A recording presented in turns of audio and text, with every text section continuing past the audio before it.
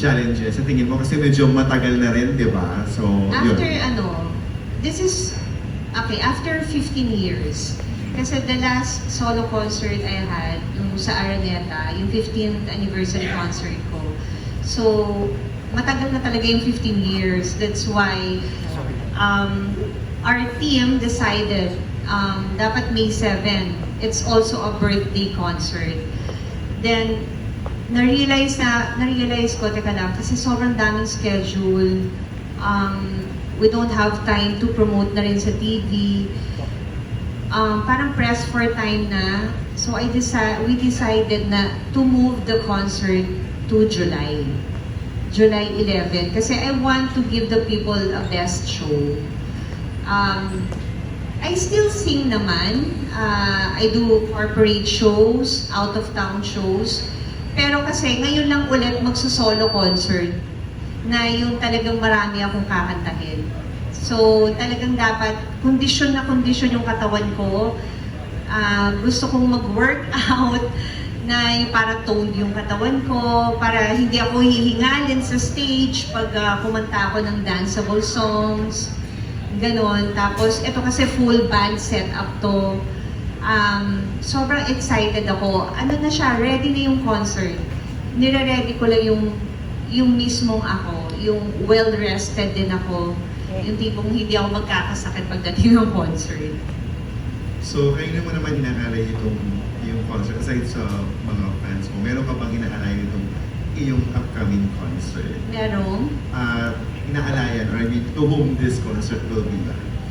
Itong concert na to, inaalay ko dun sa, sa lahat ng tao na nagtiwala sa akin through the years. So, lahat ng networks, lahat ng mga film outfit, lahat ng mga producers, ng mga fans, lahat na nagtiwala sa akin through the entire itong journey ko sa career ko.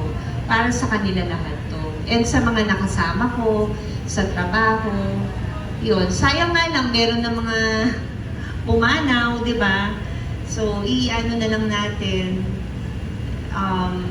But I'm very thankful kasi I'm still here sa industry. And nagugulat ako kasi ang dami pa rin trabahong dumarating sa akin na inisip ko pag nag-asawa na ako, ay, okay na, laylo na ako. Ay, ang daming offer. So parang, ito yung blessings na dumarating sa'yo, hindi ko mahindian. Yung final question ko na lang. So, sinabi mo kanina, di ba, you are more into singing. Meron ka bang gustong gawin na hindi mo pa nagagawa na gagawin mo ba sa concert na pwede mo bang maibahagi sa amin?